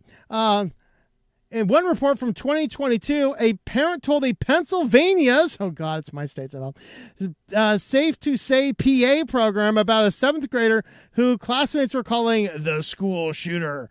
The student had been fixated on firearms and grenades. The parent wrote, a wellness check later sent the child to a hospital for a mental evaluation, and the student's full name appears throughout the leaked report. Other information, of course, let's see, there's Air Force stuff. Oh, down here is where we had what the hackers found. They had strong words for anyone thinking reporting crimes to the police. They said investigating crime is their job, not yours. They don't care about you. They want convictions and prisoners to fuel the for-profit prisons. Okay, I'm not sure I can disagree with the hackers there. They pointed to an internal page marked confidential that showed how P3's clients can request the tipster's IP address. So if you submit a tip, your IP address could be part of the report. Okay, when enabled, P3 captures tracking information for up to 90 days. It can hand it over to the client, that's the police station, upon request. Stolen records includes names, email addresses, phone numbers, home addresses, license plate numbers, social security numbers, and criminal histories of people accused in tips. Tipster's own personal information also appears throughout the leaks. Yeah, maybe we should have thrown that in SillyVille. Trigger warning here. The Trump Act. I said the name. All right. The Trump America AI Bill Act sets direction for the future U.S. AI regulation. Maybe this is a long con to get the bill not passed because it has the word Trump in it, so it may not actually pass, which might be a good thing. Because guess what's embedded in this bill, folks? The Kids Online Safety Act. Yeah, that's dystopian nonsense. It's going to destroy the internet. Yeah, that's embedded in this bill. So if this bill passes, COSA passes. So the good news is it's named for Orange Man bad. That means it may not pass. So basically, this is going to establish the first comprehensive federal framework for artificial intelligence regulation in the United States. The bill simultaneously addresses issues including AI innovation, protection of children, AI risk and liability, and intellectual property and content regulations. So some of this stuff in here I agree with on principle. Some of it I do not. Contrary to the expectation, it does not preempt generally applicable laws, such as body common law. So there's some things in there. There's some AI system liability, basically would protect some degrees of copyright holders and things like that. My highlights did not save in this one. I did have highlights this one. This is where children and teens come in. So this is where the Kids Online Safety Act. This bill imposes a duty of care on covered platforms to prevent and mitigate reasonably foreseeable harms to minors and restricts the use of opaque algorithms. This section is preemptive of conflicting state laws, but allows states to enact stricter, more protective laws. So the COSA is not as bad as some of the age verification laws, but it is still pretty bad for internet freedom. Here's a better idea. Let's just implement digital child neglect laws. Much better. That way, those of us without children, well, we're not necessarily. See, these are saved, but I know I highlighted a bunch down here too, and it didn't save. So I don't know. We only got partial saves on this one. So there you go. Well, the internet's about to get a lot more sloppy. WordPress.com now lets AI agents write and publish posts and more. Now, one of the things said it can't actually publish them. It has to put them in draft to be manually published. But I don't know. Effectively now, anybody can now spin up their WordPress.com blog and just hand it on over to an AI. And the AI will just sit there and spit out drafts and articles. Let's publish a bunch of stuff. And then they'll just have to log in there every couple hours, click the buttons as the AI slop fills the internet to sea to oily sea, I guess, right? It can now allow the AI to manage comments, updates, fix metadata, organize content with tags and categories. New capabilities websites can be almost entirely created and run via AI agents controlled by humans. So this is the model control context protocol, was put in that allows applications to provide context to LLMs. WordPress.com will allow AI agents to not only read the site's content, but also create posts, landing pages, and about pages, as well as make structural changes. So basically, the customers can author drafts for their AI agent to publish, tag, and categorize along with a meta description. They can opt to allow their agent to create a post describing what they want, and the company says all changes require a user's approval, and posts written by AI is saved as drafts by default. So there you go. WordPress.com is about to make it much worse. So let me clarify here for those that don't know. Yes, most of the internet is put together in WordPress websites, but there's WordPress.com, which is a company which manages all these WordPress sites, and there's WordPress.org, which is where you can download the FOSS WordPress server-based application, allowing anybody with a hosting service to host their own instance of WordPress. This impacts only the WordPress.com, which is fully managed by the company. Although, who knows, maybe you can unleash something like, was it the OpenClaw to it to automate it yourself on the org. Who knows? But anyway, that's what they're doing. Any Apple users out there? Sorry. Apple Maps is about to get ads. No. Like, Apple, how much more money do you need? You know? Say, like, if these guys keep on doing this, I might become a commie. I might.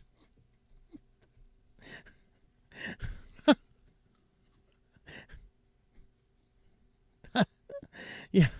Apple Maps has never been considered the cream de la cream of navigation apps. But now it's about to get ads. So ads can start showing up in the iOS Maps app at some point this summer. Under the arrangement, companies would bid for the opportunity to promote their businesses inside the app in conjunction with relevant word searches. How wonderful. So let me know if you're an Apple app user, and does that excite you that you're going to be spammed advertisements for stuff? All right. Hey, I see you're driving by the neighborhood. Would you like to click on this and make sure there's no poop where you're walking? There you go. Is the San Francisco poop map still up? Inquiring minds want to know. Well, this woman in Kentucky rejects a $26 million offer to turn her farm into a data center. Good on her for rejecting it, but we were having a discussion about this article last night, and I'm thinking, yeah, I don't know, I think I probably would have taken the money. Because they're going to get their way anyway. You may as well be the one to do it. And, you know, if they're not going to get it by you, they're just going to go take that $26 million, keep maybe $6 million of it, pass $20 million of it out to the local politicians, change the policies, and then build a data center right next to the lady's farm that was trying to preserve the land. And that's actually the footnote of what they're doing. So she basically said, you know, she has this place, and they're like, wow, this is the best place for us. It offers $26 million for the farm, and she says, go pound the sand over there because I grew up on this farm. I'm going to die on this farm, and we're not selling it. In that fact, they say, we know whenever our food is disappearing, our lands are disappearing, and we don't have any water and all that poison, well, you know, we've had it. So that's kind of what she's citing. The water shortages, ground poisoning, also not to mention the increased power costs. So what's the company doing now? Well, basically they're, they're now revising its plans and filed a zoning request to rezone 2,000 acres in northern Kentucky, according to a report, meaning the AI firm may still build its data center next to Mrs. Huddleston's land and continue to draw all the water and poison it all and all that other bad stuff as well. So there's that, folks. Isn't that wonderful? Would you take the $26 million or not? Let me know in the comments down below. And of course, before we are out of here, we have to cover SillyVille. So we do have a couple. Well, guys, you go out, you're competing for a new job. You're probably competing with like 6 AI employees, but you don't know they're all AIs. And you're looking at that signing bonus. You're like, what are we going to give this guy to sign? Should we give him another $1,000? No, that costs too much. Let's give him AI tokens instead. That's right. Your new signing bonus for your new job could very well be a bunch of AI tokens. I want out of this planet now. Well, not yet. If anybody accepts this deal, I want out of this planet. Okay. Yeah. Article here is just kind of discussing, you know, AI is going everywhere, blah, blah, blah. People need using AI. Of course, people are now addicted to it. And, whoa, I get to use ChatGPT for free for a while. Whoa, that's a signing bonus and a half, man. Oh, dearie me. All right, well, moving on. Irony of all ironies, Kalshi is temporarily banned in Nevada. So one of those marketing gambling sites is banned in the only state that openly allows gambling everywhere. I have no words. The world is ending. The end is nigh. The end is nigh. Of course, they're basically saying that, hey, you're acting like a gambling site, but you're not falling under our jurisdiction and our regulation, not paying us our fines, so you're banned. Kind of what it boils down to. So yeah, maybe we should all go over to Polymarket now and put on a bet for how long this is going to remain banned in Nevada. And I'm not going to be over there because gambling is stupid. And I know they're like, we're not a gambling site. Yeah, you are. Shut up. Go watch that George Carlin clip on euphemisms, and morons. Well, be careful with that smart tech because this French Navy officer accidentally leaked the location of a secret aircraft carrier by logging his run on Strava, whatever it happens to be.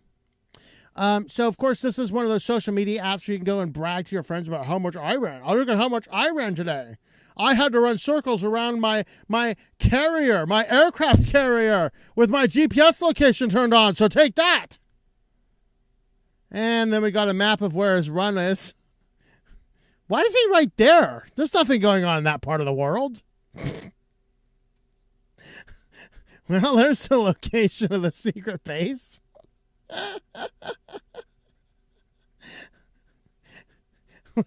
You can actually know what he's doing here. Like, he's running laps around the circle of the boat.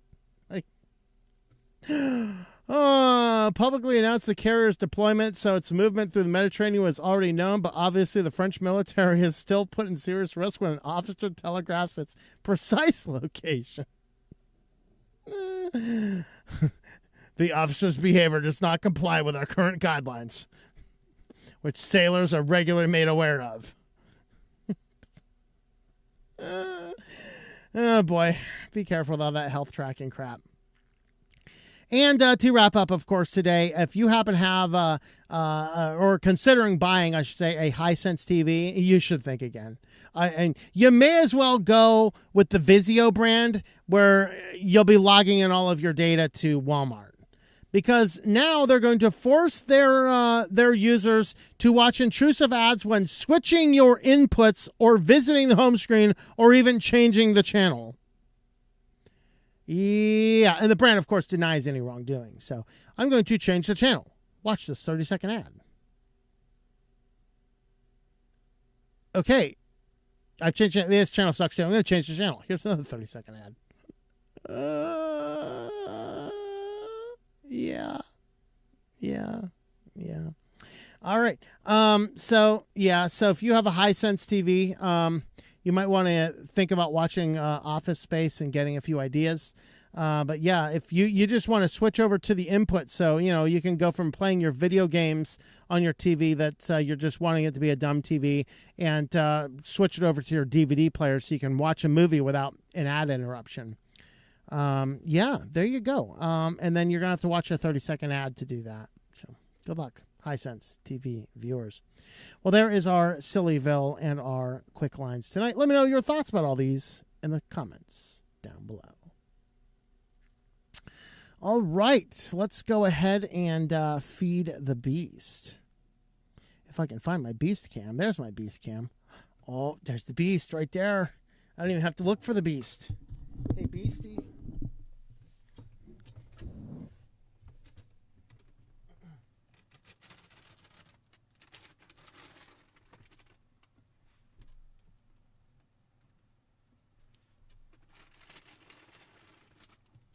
See, she has got to be blind and deaf.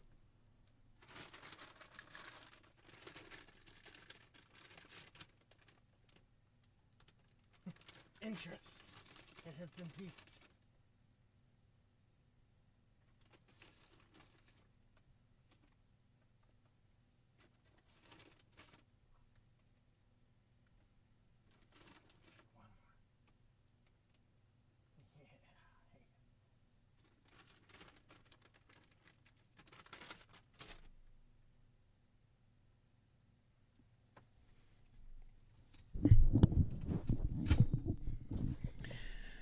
Alrighty.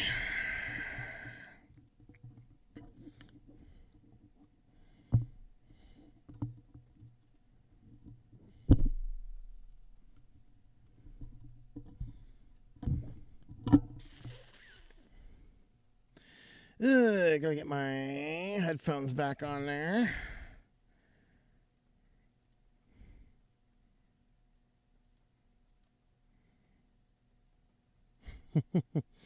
All right, where's my comments at here?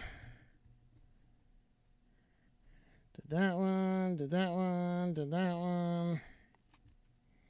Did I figure out where I went here? Let's see. All right, I think I'm there. Let's go ahead and check back in on Matrix. We'll just keep the kitty up for a few minutes. All right, let's see here. Time to ditch mainstream distros. I don't know. I mean, it's as long as I have choices. Like, I don't care if Systemd adds stuff to it. Just don't force me to use it. And I buy the argument. I understand the argument that one of the challenges is that it could be introducing something now could add a slippery slope in. So, for whatever reason, Matrix is not updating. Is Matrix still online? I have no idea. Anyway, let's see. Nothing else going on over on Rumble. No, since those neglect laws can easily be abused towards someone, it takes a child to make a false accusation because she got grounded and the child's get in trouble over false accusation. Well, is it what's better or worse? Is it better that we all have to do a bunch of crazy stuff? Yeah, for whatever reason, Matrix did not want to load itself up. Let me toggle that on and off the internet again. Let's see what's going on. Checking for internet access. Connected. Hey, there it is. Now Matrix is working. All right, let's see if there's anything relevant over there. Can Thanos span his fingers with metal gloves? I don't know. I think the report said no. If I lived in California and had the data center there, I think I would take I would take the 26 million. Well, don't forget though, with the new wealth tax, you're gonna have to give half it to the government. Tell them they have to pay the taxes on it, right? All right. Let's go ahead and have a look at this. All right. Okay. So good discussion though on the digital neglect laws, but I mean I think we can set a standard the same way there's physical abuse laws, and yeah, I understand some people abuse the systems, and I think anybody that abuses the system, you need to be charged as if you were abusing a child. There's a thought. Let's see. But book endangers adults too. Let's see. It wasn't neglect, but the school gave my kids a laptop way before I ever would have. Yeah, that's a concern too. In fact, there was a lawsuit in, I forget where it's at, over that, because the parents say, hey, we are raising our kids without the screens, and the school's like, nope, we do everything on a tablet. And then they find out that they're just giving these kids the tablets for free time, and now the kid's addicted to playing mobile games on a tablet at school instead of learning on it. And so she's suing over it. So it's very interesting. I do not trust the CEO. I'm not a commie, but I hate big tech. Yeah. The news used to come on with its 10 o'clock. Do you know where your kids are? Very ominous. Yep. Can't trust closed AI, Gulag, FaceSop, Bummer Book, any of those. Yep. I got Walmart Plus, the free shipping, man. Oh, dear. I'm sorry. Let's see. I've been seeking out old dumb TVs at yard sales. Nice. So you might have a stockpile. I might need to borrow some off of you. Yeah. I only use TV as a monitor for my console and laptop. Yeah. I want my TV uneducated. Keep mine unplugged. How long before TVs are going to come with SIM cards to make sure that they always can collect data back and forth? That'd be sad. Glad my Vizio TV is disconnected model.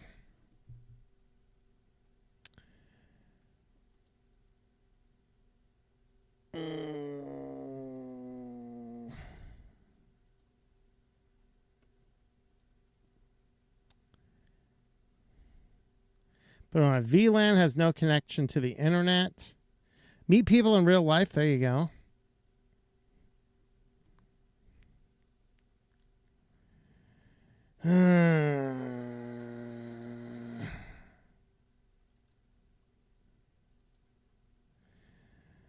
Let's see. Maybe likes cotton shirts. I guess that's all the deleted messages, huh?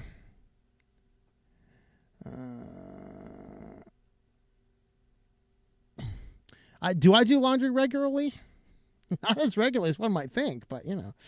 Let's see. They want to send anonymous tips to the police to use Tor to do it. That way, yeah, there you go. Yeah, I'd agree with that. We do not need a trigger for those with TDS.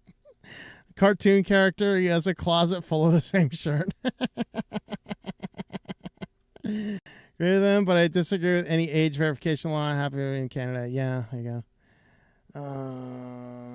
Okay. Keep getting spammed by people by Google Cloud ads right now popping up. Oh dear. You be capitalist and good. See, yeah, I mean, it's very possible. Like capitalism, well, true capitalism itself requires a moral root. That's why what we have now is not capitalism. It's more of like oligarchism, where they can basically the powerful use their money to influence the laws for them. Let's see. I have a Hisense TV and use Pi-hole. No ads on my unit. Uh-oh. Just don't let that thing go. What's the deal with the hate of facial hair? I don't know. This is an old saying. Grown men have facial hair. Little boys do not. There you go. Hey, my beard is actually quite trimmed. I mean, let's see. When did I trim it last? I think I trimmed it last 3 weeks ago, maybe. So I could do for a little bit of a trim, but no, it's actually, I mean, if you want to see crazy, look at my videos from June of 22? Look at my videos from June of 2022. I mean, that is out of control crazy. And I'm sorry, I couldn't do it. I cannot do out of control crazy. I can do short trimmed beard, and I trim it down about every 4 or 6 weeks. Do you remember the movie Escape from L.A.? I've never seen it, but I'm familiar with that it exists. Base view on capitalism. Now, that's actually the view of capitalism as it was defined. Capitalism defined. Capitalism defined was actually based on Christian thought. Who was that? Did the book? Why am I not forgetting that one? It's on The Wealth of Nations. Who's the author of that one? But yeah, inside of that book,